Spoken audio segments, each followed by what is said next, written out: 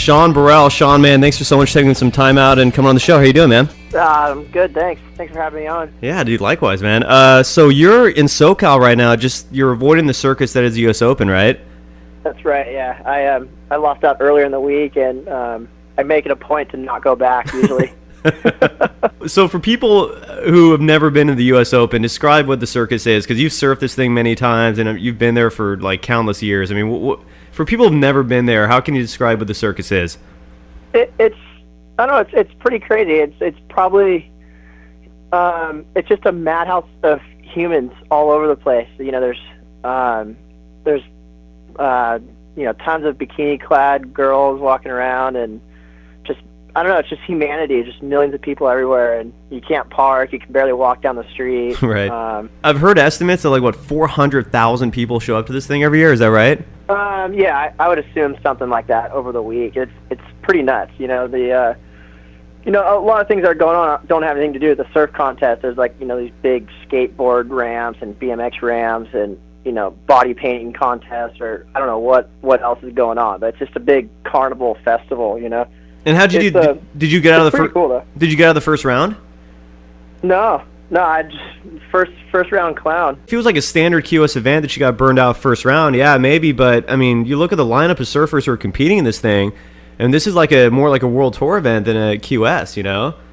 Yeah, it's definitely, it feels a lot more like a CT event for sure. You got Slater out there and Mick Fanning and CJ Hobgood and those guys. They're all out there still going in the event. And yeah, it's definitely I think some of the QS guys feel a little bit maybe intimidated by him a little bit, having those guys in the event. Did you have anybody like that in your heat? No, I actually probably had a future CT guy in my heat, Nat Young. Yeah, from Santa Cruz. Really talented. Yeah, he's from Santa Cruz, really talented up and coming surfer, and he dropped a 9 on me in my heat, I think. I don't know about the whole bald look that he's got going, but I mean, he almost looks like he's got chemo, dude. It's kind of bad. But I don't mean to hate, dude. He's a ripping surfer. But he, I mean, yeah, dude, it is what it is. He's extremely talented. He's probably the best surfer to come out of Santa Cruz in years. Yeah. I mean, he's sick. Yeah, I've seen him since he was a little grom, so it's kind of cool. I mean, in a weird way, I wasn't even bummed that he beat me. I was like, the kid rips. It's good. It's all good. And he's so chill. He's such a goofy little nice kid, Yeah, exactly. It's hard to hate on him. we got one of the things I want to focus on with you, and I'm guessing Nat Young will probably be up here for this too, is the fourth stop of what's become a really crazy and awesome series. I'm a huge fan of this thing. It's the O'Neill Coldwater Classic Series. It's 5 stops. They're all these mega QS events, the highest points available. And it went through I believe Tasmania, Scotland, South Africa, and the fourth stop's here in Canada, the first ever event here in Canada. You've surfed here before, and you're going to be competing here in a little over a month. I mean, what's your take on this? I mean, what's going to be your strategy coming in?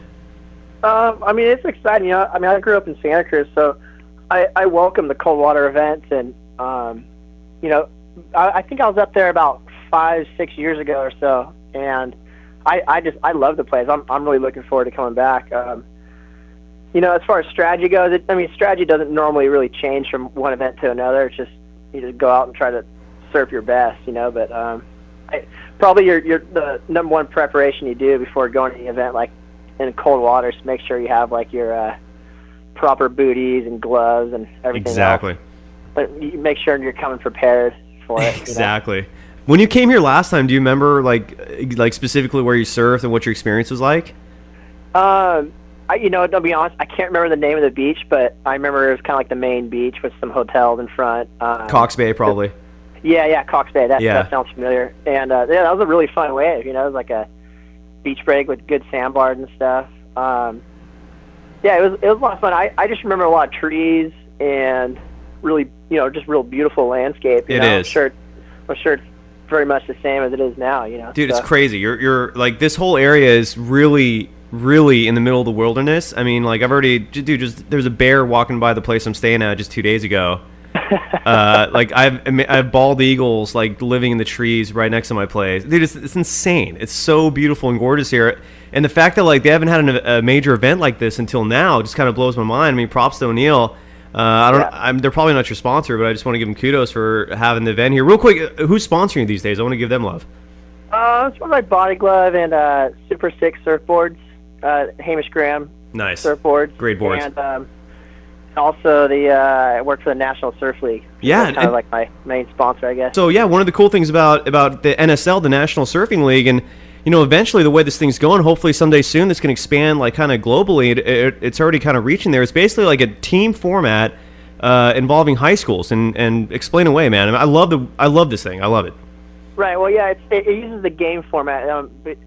Brad Gerlach and his father developed, a few years back, and it really just kind of takes, kind of like all the hassling and some of the bad aspects out of surfing, normal individual surfing events, and puts it into like a team event where you're just in the water with just your teammates, and it's really a lot of fun. It really kind of allows everybody to let loose and to surf their best, and it's a lot of fun. I mean, it's a lot closer to watching like a basketball game or Right. something like that than watching a surf contest where there's a lot of downtime and you might get bored watching on the beach or something like that. So. And if anything, it's such a positive like thing for Groms to do.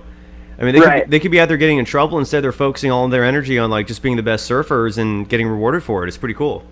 Yeah, it's definitely it's really cool, and we have a really lot of positive feedback from all the high schools, and now we're at the point where we're getting schools knocking on our door wanting to be involved, and Nice. It's really a real positive time for us right now, and I don't know. Hopefully, maybe we can have something up in Canada one day. We can expand up there.